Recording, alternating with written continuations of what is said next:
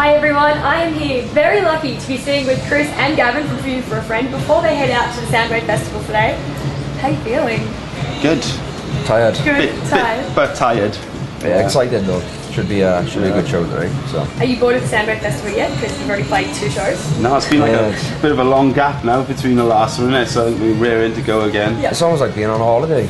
You know, we finished in Sydney and then had 5 days off, I think. So. That's fantastic. Yeah. So how does Soundwave compare to other festivals that you played around the world? It reminds me quite a bit of Walk Tour in America. The fact there's so many bands and so many different stages, and sort of, you know, there seems to be like, you know, a million bands on at the same time. But it's awesome. It seems like sort of from what I've seen so far, every stage is full pretty much all the time. So yeah. Cool. Fantastic.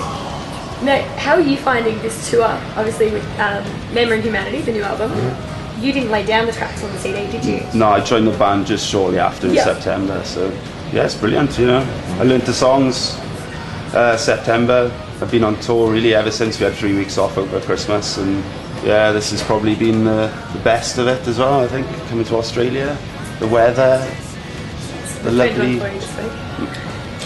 Indeed. Yeah, I burnt myself a little bit though.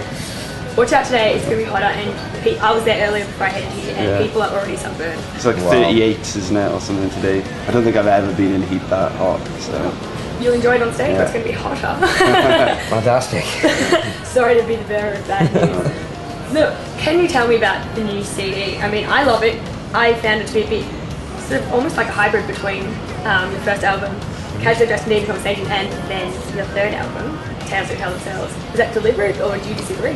Yeah, I think so, to be honest. I think when we sat down and we started writing, we didn't want to write another sort of, you know, dramatic, dynamic record like Tales, where it sort of, you know, it builds and drops and builds and drops. So we wanted to do something a little bit more direct and with a bit more energy to it. So we sort of, you know, we went back to, you know, basically to our roots with the way we wrote the record by going into sort of Ryan's living room and sort of, you know, knocking out ideas in his house, which was quite loud for his neighbours, but, you know, good for us. But you must be used to it by now. No, I don't know. He's never home, to be honest. So, we're always on tour, so we were there for like probably about 5 months right then. I think we probably got a bit annoyed. So yeah, but like I said, it was like sort of, you know, to go back and sort of go back to basics and sort of, you know, not use like a 28-piece orchestra and sort of, you know, not do anything really overly elaborate for a record. So. Sounds good. Now, I know you haven't been involved in the writing process yet, but have you started writing new year? Well, Chris started getting some ideas together, and just been talking about it really, just like which direction we want to take things. Because we have like a greatest hits CD coming out in the UK. I'm not sure if it's coming out any other territories yet. So with that, we're going to write like 3 or 4 new songs to go with the CD. So basically, when we get back home, we have like a short UK tour, and that's going to be the next 2 months then of writing those 4 songs. So yeah, I think looking forward to it. You know, putting my little stamp on it.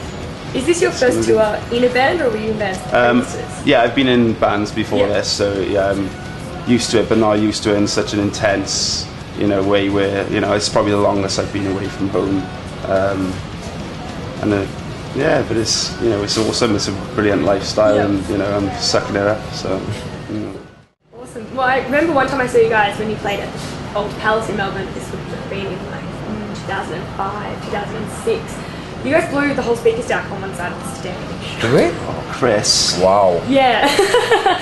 Have you done anything like that since? Or, I mean, you didn't aware of it. Yeah, not that I'm aware of, so possibly I wasn't aware that we'd done that. Apparently we nearly blew the PA last night. Our sound guy was just about to turn the PA up a little bit, and the guy came over to him and said, "You need to turn it down because the PA is going to blow up." Turn it down by 5%. So it was quite close. We could have blown the PA last night. But, well, it's flattering that you're rocking that hard, that you're breaking things. Yes, definitely. I think it's our guitar tech turns up all of our gear really, really loud on stage. I think he's a bit deaf. So like, you know, we walk out, it's just like, like, God. So yeah, I think that sort of, you know, Rich then, our front of house guy, has to try and compete with the volume on stage. Yeah. So I actually went to watch Alice in Chains the other night, and yesterday when we played, we were louder on stage than they were up front. Oh really? Yeah. Okay. Do you manage to get out and see many bands while you're on the road on a festival like this? On this festival, yes, but sort of normally you don't, you're pretty much busy from the moment you arrive to the moment you leave. So this has been the exception for the fact that sort of, we were in Sydney for so many days and there were bands playing every night. I got to watch Les and Jake, Lou Found Glory, Alice in Chains. So that's more bands that I got to watch in the last 5 years. Are you able to get around the festival itself and see anyone play during the day? We try to. Yeah, the first day I think we saw Under Oath, and we In Flames, Alice in Chains, Lamb of God. Lamb of God.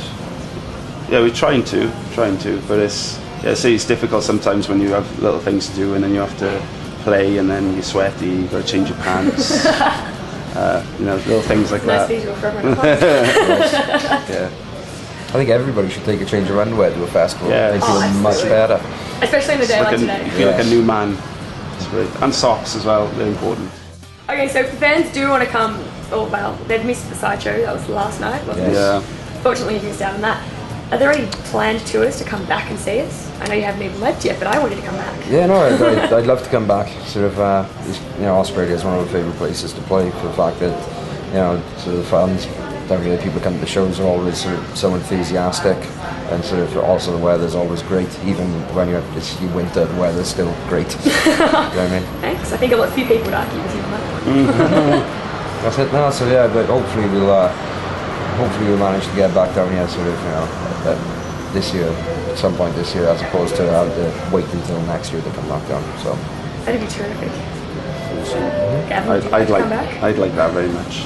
Yeah, it'd be great. Excellent. Well, I hope we do see you soon, because I know I will definitely be there.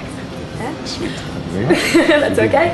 But thank you so much for your time, guys. Best of luck at the festival today. Thank you, people. Awesome. This was Chris and Gavin from Funeral for a Friend, who are dashing out to play at Soundwave this afternoon.